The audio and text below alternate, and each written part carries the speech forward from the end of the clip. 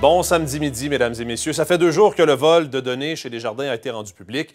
Autant de journées à vivre dans l'incertitude pour près de 3 millions de clients. Évidemment, il y a encore beaucoup de questions sans réponse. Une enquête policière en cours. Mais Bénédicte, on en sait un peu plus ce midi sur celui qui aurait posé le geste.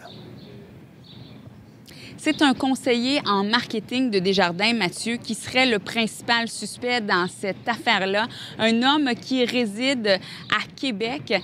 On ne va pas l'identifier. On a choisi de ne pas l'identifier étant donné qu'il n'est pas encore accusé. Il est possible qu'il ait un ou plusieurs autres complices, en fait. Et les informations qu'il aurait volées, il les aurait volées sur une clé USB. D'ailleurs, il faut savoir que c'est la police de Laval qui enquête dans ce dossier. Il y a eu des perquisitions, une arrestation, mais il n'y a pas encore d'accusation. Les policiers qui continuent d'amasser de la preuve.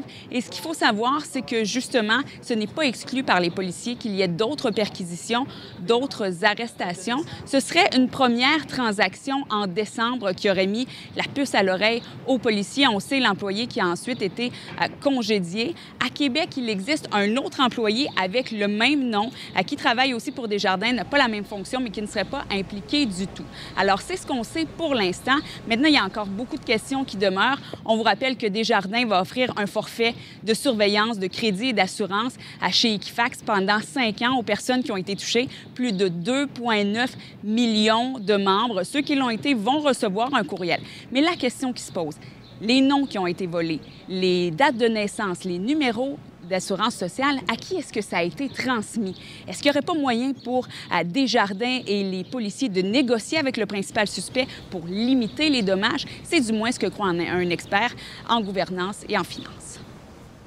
Je pense que Desjardins et la police vont certainement essayer de s'asseoir avec l'individu en lui montrant, après avoir bien recherché toute sa démarche, vont lui dire, bon, ben là, on pourrait s'entendre au niveau des accusations si vous vous mettez à table en nous donnant le nom et l'identité de toutes les personnes qui sont maintenant propriétaires des informations que vous avez volées. Or, donc, c'est la clé.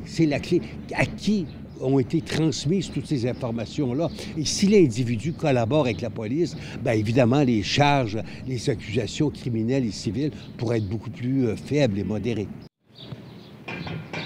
En terminant, un autre élément qui inquiète, Mathieu, c'est qu'il y a des données de jeunes aussi qui ont été volées. Mais là, numéro d'assurance sociale, le nom, assez avec des vols d'identité qui pourraient survenir dans plusieurs années. Alors, on n'a pas fini d'entendre parler justement de ce vol historique de données chez Desjardins. Merci Bénédicte, à plus tard.